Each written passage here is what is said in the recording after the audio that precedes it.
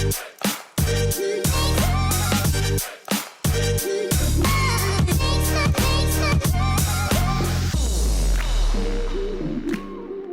everybody and welcome to this week's Motor Trade Radio podcast, brought to you in association with eBay Motors Group. It is Saturday 18th of December and you're joined by myself, Philip Nothard. And me, Curtis Hutchinson. This is episode 65, season 7 of Motor Trade Radio, bringing you all the chatter that matters. And once again, we've gathered together this week's big car retailing stories across the franchised and independent sectors for you to enjoy all in one place, on demand, on your podcast feed. And Phil, did you hear what I said there? 65 episodes. I know. What a year it's been, eh? Wow, Curtis, yes. As well. Yeah, it's been a busy old year, hasn't it? Yeah, I mean, you know, we were just talking before that, first of all, we must give a shout out to eBay Motors Group for sponsoring and being associate of the show, and obviously boosting the listening, and to you, the listeners, for joining us on a weekly basis and listening to Curtis and I chat through some of the headlines and have a debate about some of the content that's out there. But yeah, we've had some brilliant interviews, haven't we, this year? We have, yeah. So a real good cross section of interviewees. So we've had Robin Luscombe from Luscombe Motors, Mike Hawes from the SMMT, and do you remember that interview we did with Andy Barrett, former boss of Ford GB, who's now running a business, distribution and retail business out in the Middle East? Yeah, we need to get him back on because I know it was we touched about COVID. And what they were doing around COVID on that interview, and I think Andy's like myself, we can probably chat forever, and so we need to get Andy back on, and don't forget Robin was joined this time on the interview this year by his son Sam, so yes. We had the both father and son on with what they've been doing in the Luscombe world, haven't we? Yeah, definitely. And of course, old favourites like Dash Gupta and Robert Forrester. So some good interviewees this year. Yeah. And Robert with the Boss Undercover, wasn't it? Was it the Boss Undercover? It was, the title of the show correct there, but as you say, always supported the show. Always great listeners to the show, and these. I'm sure we'll have many of these back on again next year with some new interviews as well. I know you and I have spoken that we've got a few new guests that have approached us to join the show and want to come on for an interview. We must shout out to Darren as well from Cap HPI, Darren Martin, who has kindly given up his time on a monthly basis to share his views and what's been happening in the used vehicle market, as well as updating on the movements, haven't they? Yeah, definitely. And we've got an update on a little interview we did last week with Ben and Stephen from Mannheim, Leeds, because we spoke to them 2 or 3 days before a big charity auction, which was held Monday of last week for the Make-A-Wish Foundation. And you've got an update on that, haven't you, Phil? Yeah, I'm pleased to say, what a fantastic cause that they did there. For Make-A-Wish, the target was 30,000, and Stephen and Ben had appointed that they'd be pleased to get to 30,000. Well, as it stands at the minute, as we're recording this, they've actually done 32,000. So a fantastic result there, and from all accounts, the lady that represented Make-A-Wish had the majority of the people there in tears, telling what the money was being raised for, and some of the stories around Make-A-Wish. So fantastic effort by everybody involved with that for the Make-A-Wish Foundation. I know, and I don't know if that was you, Curtis, but the Hamilton memorabilia. Although it a little bit controversial this week with the results of the Saturday's the Sunday race. Sorry. Yes. That managed to get just short of £1,000 for that, and the Muhammad Ali got 650. And somebody were kind enough to pay just over £1,000 for the 4 tickets for a Wembley match of their choice. So, by all accounts, people were putting their hands in the pockets just to donate to the charity. So, congratulations to everybody that put their hands in the pocket for that. So, we've we've actually got a really busy show today, haven't we? Because we've got a clip from our interview with Steve Young, Managing Director of ICDP. And Steve will be familiar to a lot of listeners. I mean, he's very much an industry guru, and we were talking to him about some European trends that will be relevant to the UK. And we're also joined by our good friend Steve Whitten with his very seasonal Menable Moment. Definitely. He's been doing some little videos as well recently as well for his 12 days of Christmas. He's been a busy boy, hasn't he? He has, and in fairness to him, he's had some fantastic shout-outs. And I think we got a mention as well on the social where somebody has said that they listen to him on a regular basis and love the Motor Trade Radio. But Steve hasn't told me who that is yet.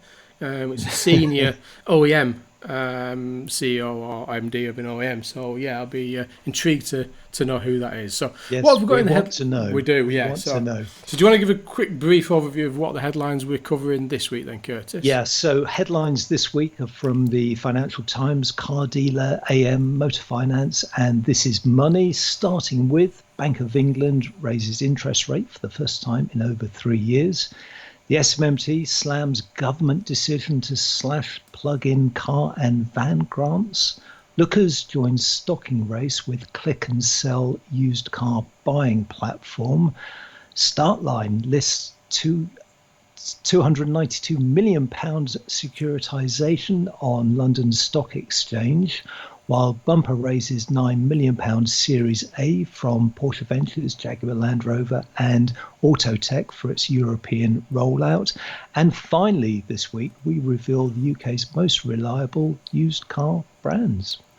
Yeah, so look forward to that one at the end, Curtis. But we're going to start. We'll see how this show goes. See if we end on a positive note. Which way you start? Yeah, bottom 10, top 10. Yeah, we'll have a look at that one. But as you say there, Curtis, heading over to the Financial Times, which has covered the story. One of many of the national medias that have covered the story. But as you say there, the Bank of England have raised their key interest rate to 0.25% after 3 years of an all-time low. So, you know, it's obviously on the back of a 0.1% interest rate up to the 0.25% there, and obviously they held it last month, didn't they, Curtis? That they held it back because of the continual COVID risk, but I think they got under a little bit more pressure, I think, following the inflation rise figures that were announced this week as well. That, you know, that they were planning, from all accounts, that they were going to hold it in the December announcement and wait until February. But I think on the back of the inflation figures, they couldn't do that and had to push it up slightly. But, you know, you were talking, weren't you, Curtis, around the fact of the cars and the automotive industry impact.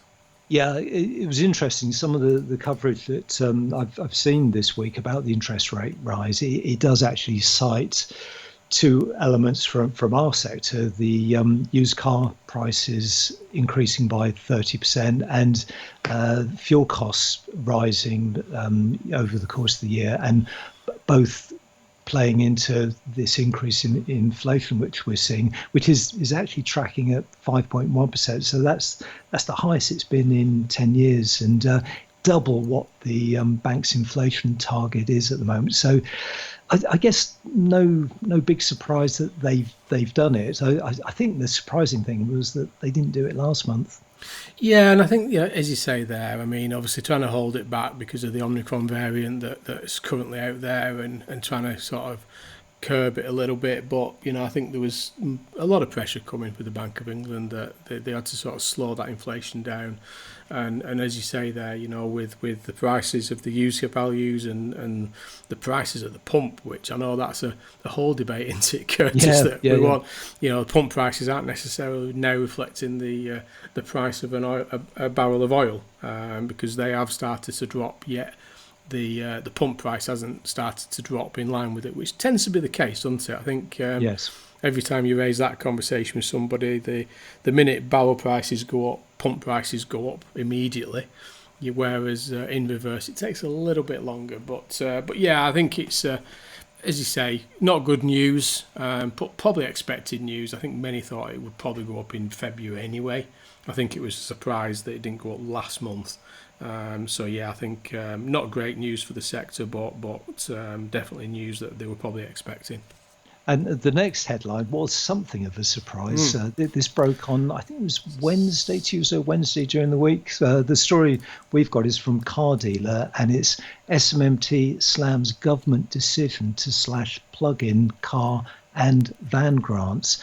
And so the grant for cars has been lowered from £2,500 to £1,500, with the eligibility targets lowered from £35,000 to £32,000. And as I say, I think the surprise here was how soon it was introduced, because it was I think the initial mailing went out first thing Wednesday morning, but it was implemented there and then. It wasn't a matter of we're going to do this next month or in April, but we're going to do it right now. So this will cause a lot of administrative burden, I suspect, in dealers around the country. I think that's it. I think you've hit the nail on the head there. And again, we were chatting about the the rise of EV market share and adoption to EVs, and maybe at some point we knew it was maybe coming, but I think the shock was that it was sent out to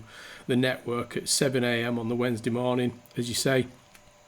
So administrators and managers throughout the dealer network walked into an email that had landed at 7 a.m. that morning and took effect immediately, that the grant was changing. So any customers that were at the point of decision would not be eligible. And now what's obviously hit the sector is everybody's now making sure things are on the system, because you have to obviously upload the grant onto the system and make sure that it's on. And I think they've given, from all accounts, I believe they've got until the 18th of January to get everything on the system that needs to be on there. But that's a case of proving, in fact, 18th of January, that's a case of proving that it was an order pre 7 a.m. on the 15th of December. So, yeah, I think it caught people unaware. And I think, to your point of on this one, I think the biggest pushback I've seen and commentary has been around the fact that they've reduced it on the vans, the LCV sector, which we know has not been adopting EVs very quickly to the speed and the rate of cars.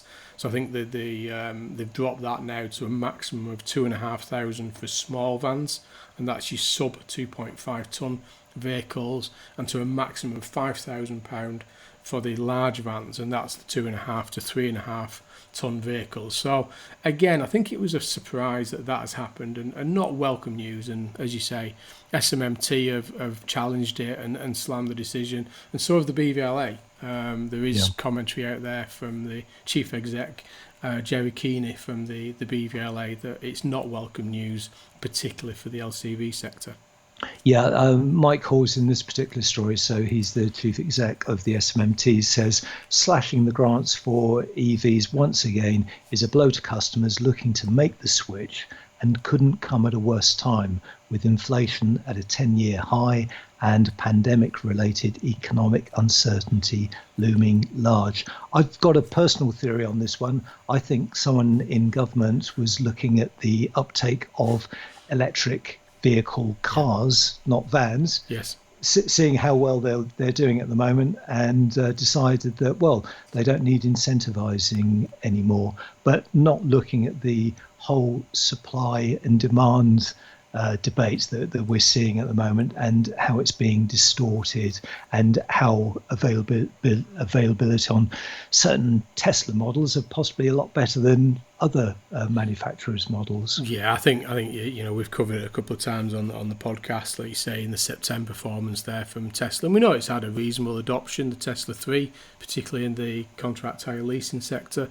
But then, the top 10 vehicles of registration clearly identified that the performance was down to supply of certain vehicles, particularly in the combustion engine market as well. So it's not quite a normality of marketplace that we've seen, is it? And, with a market that we're now potentially going to finish on about 1.5 and just maybe 1.5 to 1.6 million new car registrations for the year, we've lost 1.4 million from the marketplace. You can see how the market's been skewed a little bit in terms of that fuel type market share. So again, not welcome news, but you can understand why, because the government are under a lot of pressure to save money now, aren't they, and place it elsewhere.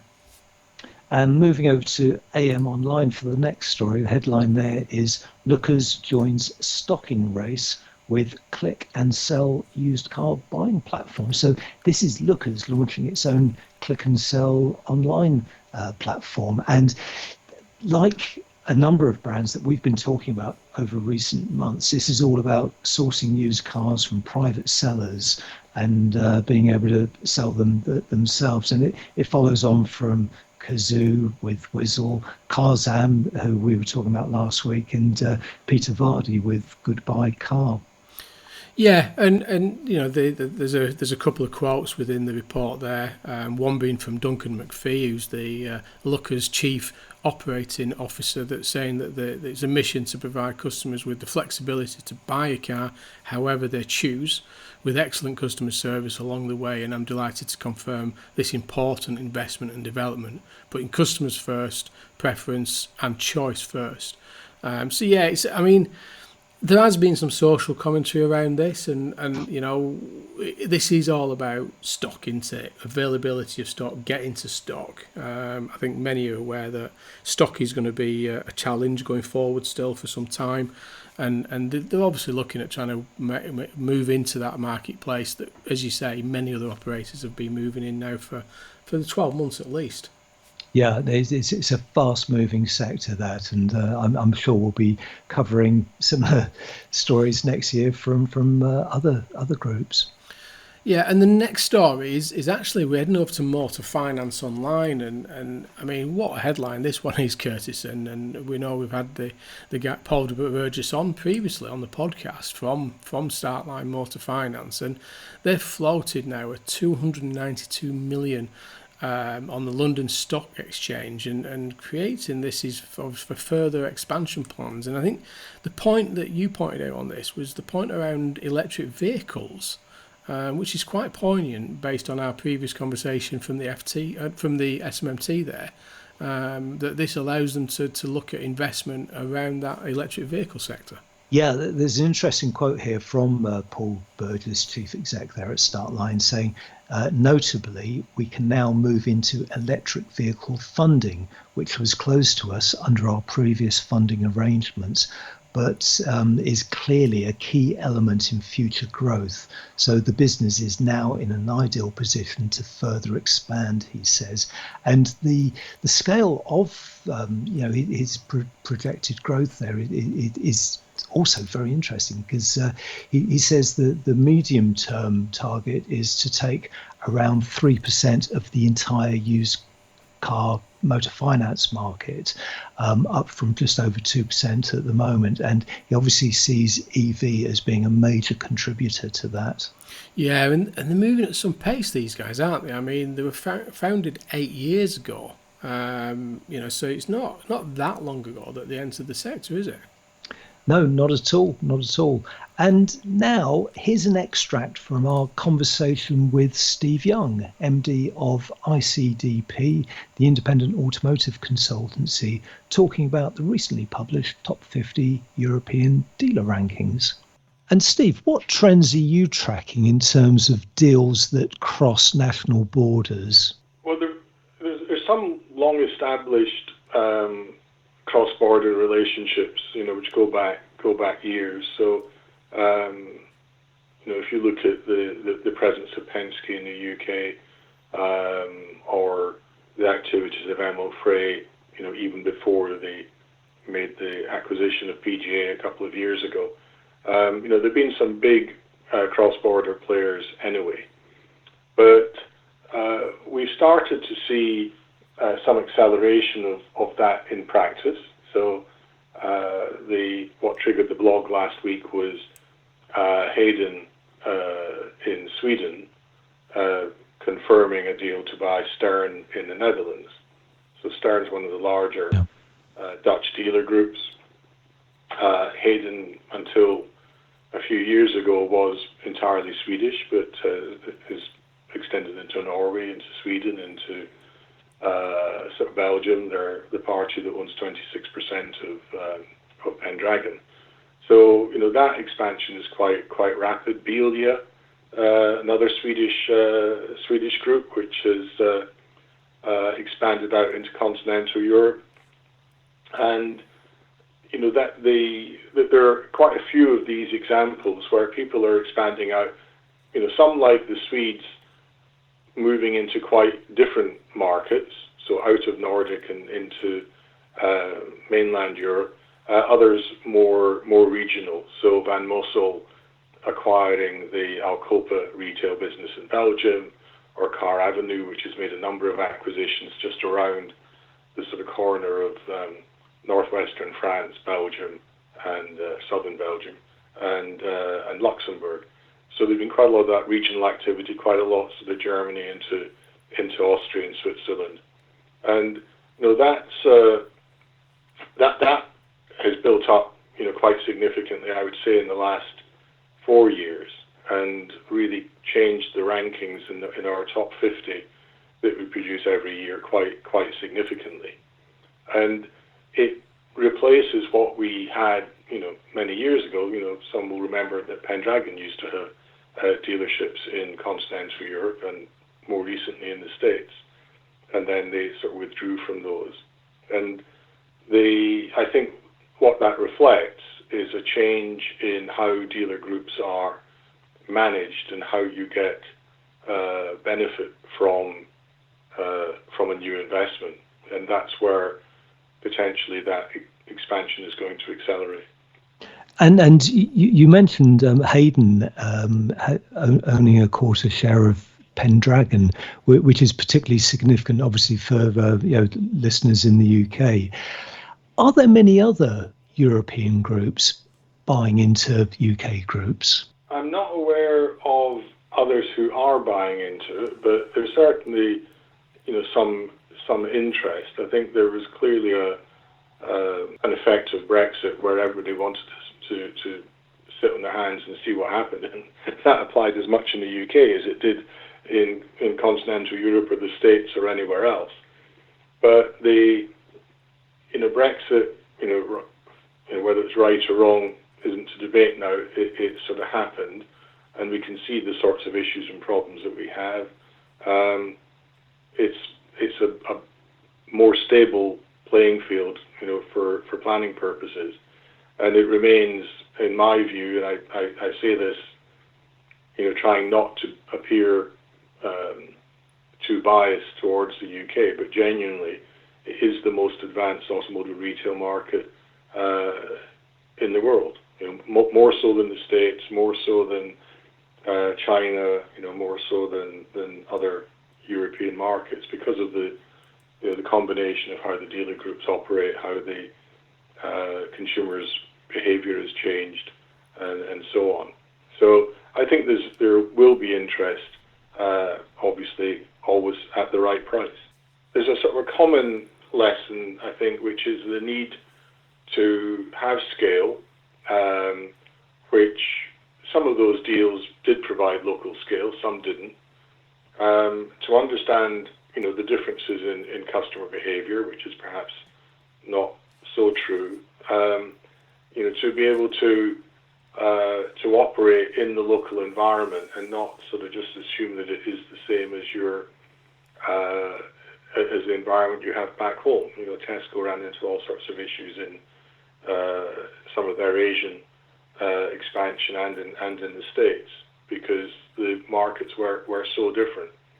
So I think those are some generic lessons that you can take away. But I think the other point about taking retail into another market, as opposed to say Stellantis combining the FCA and PSA sort of groups together, is that the operations are more fragmented. That you can go and buy a manufacturer and you've got some instant scale.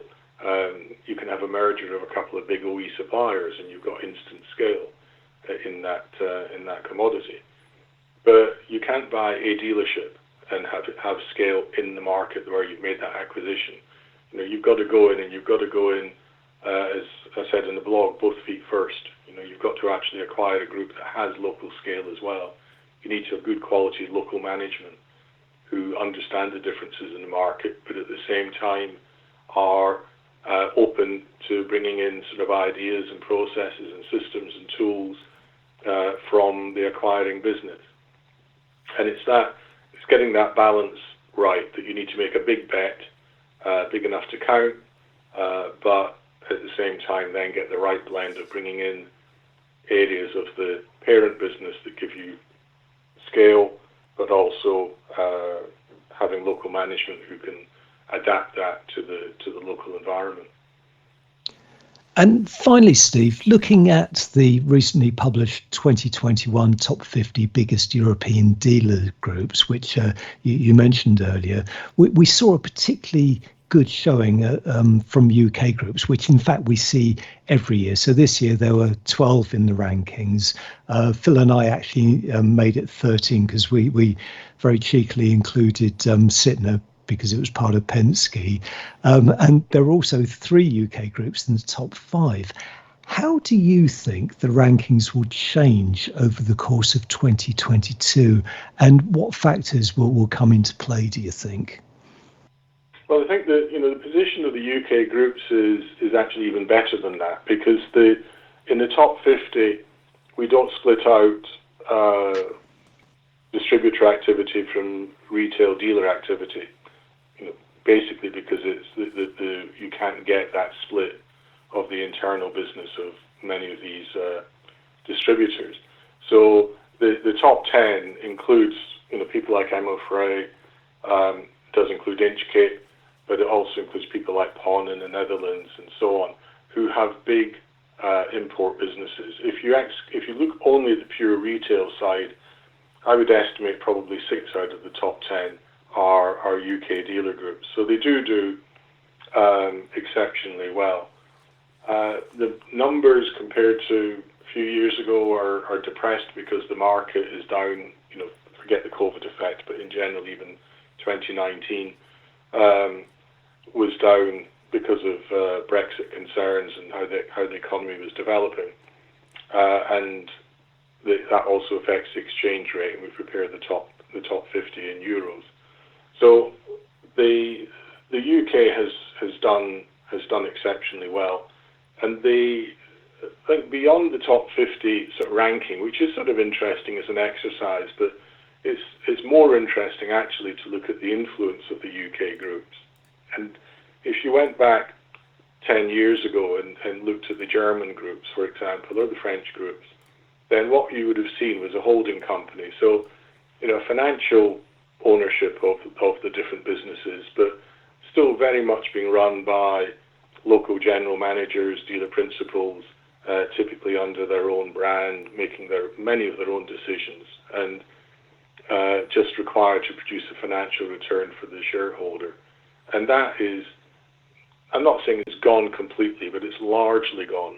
And the continental groups now, to a far greater extent, follow a model which anyone who's involved in a UK dealer group would recognise, of some central shared services, of having brand directors or regional directors who are providing sort of a more hands-on management than the CEO and the direct top team can do. So the influence goes beyond even the numbers that are in the top 50. It's about learning. It's about the approach to digitalization, excelling in used cars, excelling in F&I. And all of those are lessons that are being picked up by groups around Europe. You're listening to All the Chat that Matters on Motor Trade Radio, brought to you in association with eBay Motors Group. This is your weekly one-stop shop for all the biggest car retailing headlines from across the media, available on demand wherever you are on your podcast feed. Next up is our seasonable Menable moment from Steve Whitten. This week, Steve reflects on Menable's 12 Days of Christmas video campaign and the importance of well-being over the Christmas and New Year break. Well, ding dong and merrily on high. Hi Curtis, hi Phil. Thanks for having me back for a very seasonal Menable moments. I'm smiling. And that is not an unusual activity for me, trust me, but it is Christmas and it's about, relaxing and doing what you want to do and stuff. And so just wanted to just do a little reminder that we've actually been doing a 12 Days of Christmas series that if you're on LinkedIn, I don't know if you've noticed, but I'm on LinkedIn quite a bit. I know you guys have a little bit of a chuckle about that, don't you? But we've been doing our 12 Days of Christmas. And what's happened with that is that a number of our ambassadors have stepped forward and done a little video just to talk about how the pressure can actually get to you. And that's what I wanted to talk about in this week's Menable Moments, really. That, yes, it's Christmas and, we're all looking forward to a good time. And, we've had a tough couple of years. And even this Christmas, it's still looking iffy what that's going to look like in terms of whether it's normal and all that stuff. But for some people, the pressure really can be quite overbearing and overpowering. And for me, it certainly was. I've got, deep-rooted issues, I think you all know by now, that really go back to Christmases of my childhood and what that represented. And as a result, Christmas really always made me feel under pressure, both financially, emotionally, morally, and et cetera, et cetera. And so our 12 Days of Christmas have really shone a light, I should say, on some of the things that can put people under a little bit of pressure and how that manifests or shows itself. So all I wanted to say this time is, whatever you're doing at Christmas, make sure you look out for you. I know that Christmas is a time for giving and, loving those around you and all of that, but make sure that you do stuff that's right for you as well. So whether that's switching off the phone, disengaging with social media for a couple of days, that's always a toughie for me. Or taking some time out for yourself, whether it's a walk, whether it's, easing up on the drink and the food, then, just do what is right for you. And if you're feeling under pressure, talk to people, and reach out. It's a very busy time of the year for many people, and you could feel that, you are under pressure. I mean, for example, if you're working in a busy dealership, maybe you don't finish till late Christmas Eve, and then you've got family plans all over Christmas Day and all over Boxing Day, and then it's back to the grindstone again the day after. And actually, perhaps there's an element of you that just wants to chill on the settee and do absolutely nothing and just watch a film and enjoy your kids and your pets and some chocolate and some wine or whatever it might be, and just chill. But you know that you've got all that family stuff to do and the cost that comes with that and the travelling and so on and so on. And that can actually put pressure on people. So I suppose our little Menable Moments Christmas message is, take time for you. It is about loving and giving, and one of the best gifts that you can give yourself, it's a new set of teeth probably, but one of the best gifts you can give yourself is the freedom to be who you are and do things on your terms. And trust me, when you start doing that, other people around you actually appreciate it a little bit more. So give yourself a gift of freedom, the gift of love this Christmas. Love yourself as much as you can. That was the final message in our 12 Days of Christmas videos that are still available on YouTube and on LinkedIn. And from all of us at Menable, this has been a fantastically good, busy, supportive year. And we genuinely thank every single one of you for the help and support that you've given us. And we're looking forward to 2022. There's some fantastic, exciting stuff happening, and we will report back on that fairly soon. But for now, happy Christmas. Have a fantastic new year as well. And we will see you in 2022. Curtis, Phil, you do a great job, guys. Love you both to bits. Catch up with you soon. Take care. Well, Yeah. he's on great form. We love you too. We love you too, Steve. We do, Steve. Thanks for those kind words. No, I mean, some serious points in there with Steve, over this period, and even more poignant now with the latest news from the government around this sort of prioritising visits and things like this. And he makes a point that just do make sure that you do look after those people that are close to you, or you know that may be alone this Christmas, and you know, I think it's a tough time for everybody, but I think if we all look after each other a little bit more, then we'll get through all this, won't we? Yeah, we will indeed. So the next headline is from AM Online, and it's JLR, Porsche and Autotech part of £9 million bumper funding round. So this is based on a release issued by Bumper announcing its Series A funding round. And this is really to launch its car repair financing platform across Europe. And I know the guys there are really excited about this because I actually worked with them on the press release for this. So this particular round is led by the Silicon Valley-based Autotech Ventures, but it's got the backing of Porsche Ventures, Jaguar Land Rover's In Motion Ventures Fund, and a group of angel investors. So this latest round brings its total funding up to £13 million. But sort of central to this story is that it gives it the funding to now start rolling out its buy now, pay later after sales platform into other European markets. We reported a couple of months ago they'd launched into Ireland, but it's now launching into Germany, and it has plans to launch in Spain and Netherlands in the next 3 months, and actually wants to be in every major European market by the end of 2022.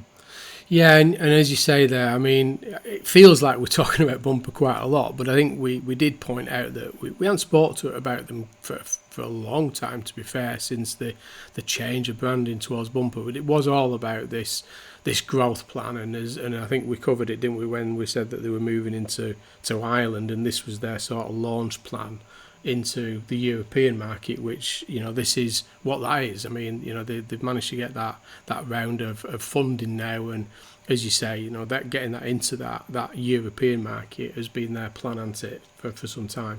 Yeah, it's been the long time goal, and you know, they're very close to achieving this now. Yeah, and it's interesting with the Autotech involvement as well. So, I mean, fairly close to the guys at Autotech. We must get them on. Hopefully they are listening today, and hopefully we'll get Bumper on when they manage to take a breath as well. I know yes. Me and you have tried speaking to them a few times to get the guys on from Bumper, and they do say that they want to come on. I think it's just a matter of pinning them down and finding some time in the diaries, but it'd be great to get these guys on at some point on the podcast and just talk us through what they've been doing and what their plans are. But I think this is probably when they come up for a bit of breath of fresh air, I think, at the minute, Curtis. Yeah, definitely. So, and finally, so the last story of the year from This Is Money, and its most reliable used motors revealed. So this is got a top 10 and a bottom 10 for you, Curtis, on this one.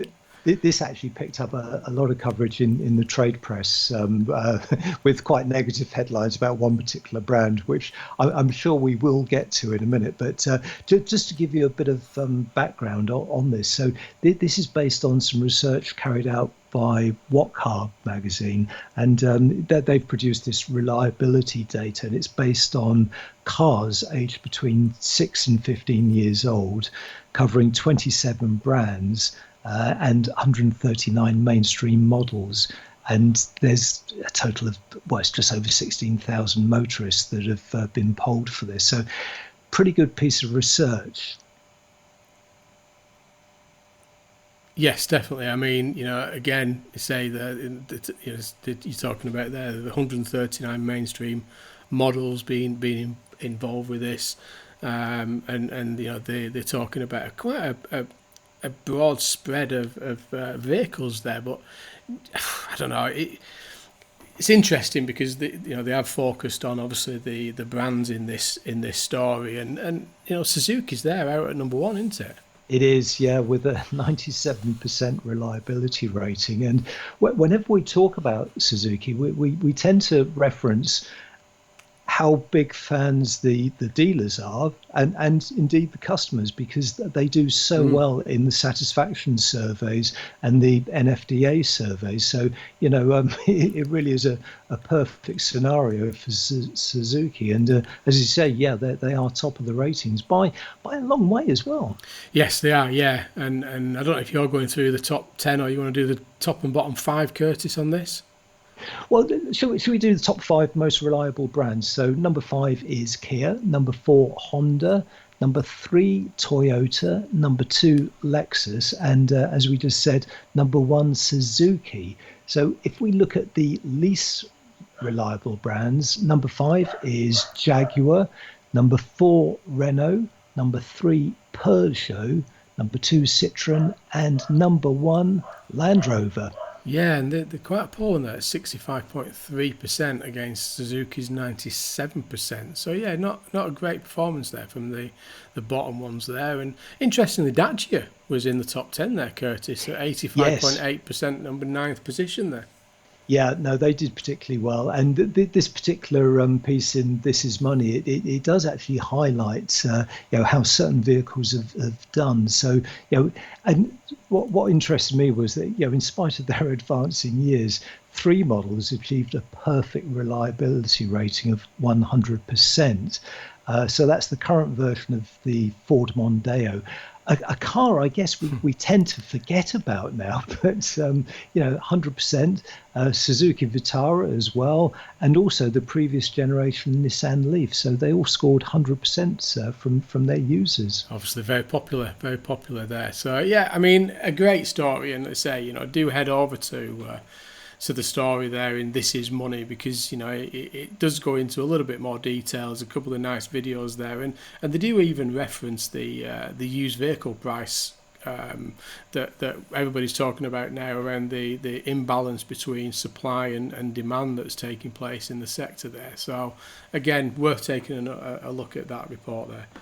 So I think that's it for this podcast and for 2021, Curtis. So as I say, what a year, but I think, didn't we say this last year? We did. I mean, where has this year gone? It's gone very quickly, and I think we're hoping now that we'll have a less disrupted year next year in 2022. But yeah, some fantastic headlines, great work right across the trade industry.